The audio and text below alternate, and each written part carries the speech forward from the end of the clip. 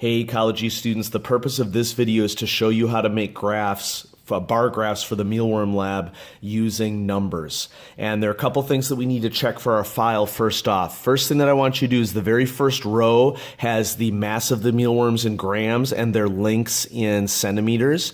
You need to go to column I and check to make sure that your data says 2.5 to 3.0 centimeters at the top of that column. Some older versions of this file had a sentence here and that was an error, and so you can just replace that sentence with these numbers. The other thing that you can do is if you go down here to column L, and you'll notice that there's a number 14 here at the bottom of the column. In some of the files, we noticed that the 14 was one line lower than it was supposed to be.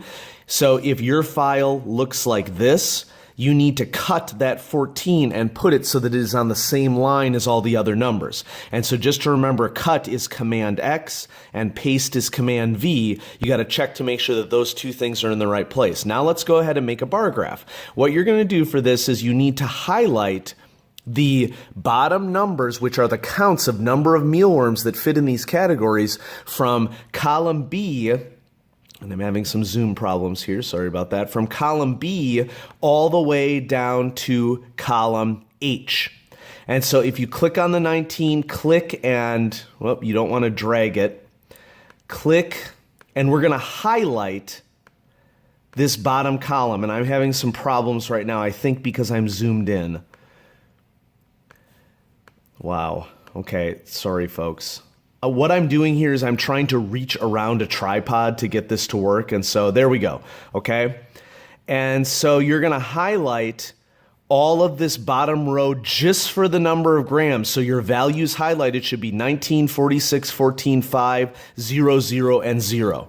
And then what you're going to do with that is once you have those highlighted, you're going to click Chart and select the upper left-hand chart, the bar chart. And that's going to spit out a chart for you that you're going to need to put in your lab report. But there's still a lot of things that we need to do to make this chart look good. So if you click in this area in the chart, and you're going to be doing that a lot, clicking in this area, because that brings up this pane over to the right-hand side that has all the chart information.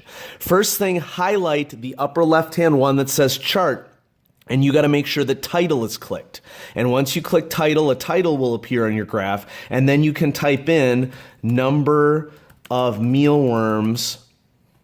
And I have a typo here. For different mass ranges.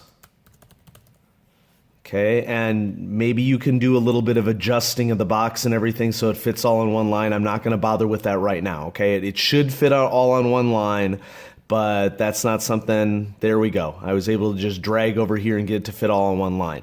Next thing that we're going to do is once again, click in this area. Go over to where it says axis, and there's a whole bunch of stuff that we need to do here. First thing that we need to do under value Y for the Y-axis is make sure that the axis name is selected. And you'll see over here it says value axis. So I'm going to highlight the entirety of that, and we're going to type in what this axis is, number of mealworms.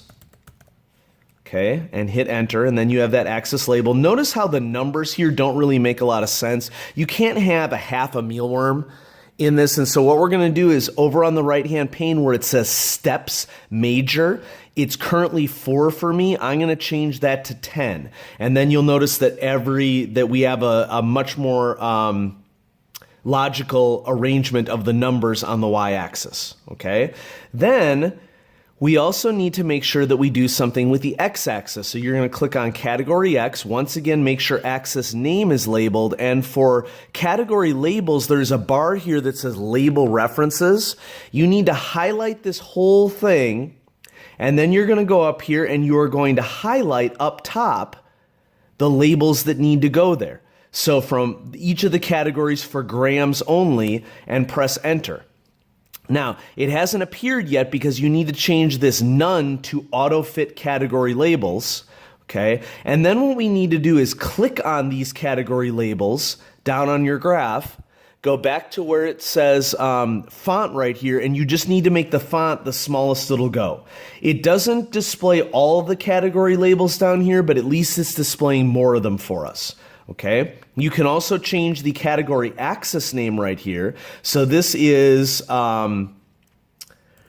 mass ranges. Okay, and we should have a label for all this, and so mass ranges is in grams. Okay, and there's a much better chart from what we started with. And so I hope you viewed this video before asking your instructor, because we don't want to repeat a conversation 20 times when we're in class, but those are the basics of how you would make a chart in numbers to put in your lab report. Now, once you have this chart, in order to get it in your lab report, what I recommend that you do is use the grab feature which is one of the applications that you should have on your machine. You can use that to capture a selection. If you go to this upper part right here, selection, you can highlight your chart, and then that will take a screen capture of just the chart. It'll spit it out, and then you can save it and move it into your Word document that we've been working off of. Okay, so that's how you get a chart going in numbers. Now, you're going to go through this same process over on this other side here, starting with column I for centimeters. You're going to do the same thing. You're going to highlight these bottom columns. You're going to make a chart. You're going to change all the X's, but this time make sure that you include the centimeter ranges instead of the gram ranges. So you need to do this process twice, making sure that you get a mass graph and a length graph. And of course, label all the axes appropriately. So thanks for watching. I hope that this helps you to understand what you're going to do if you are using numbers.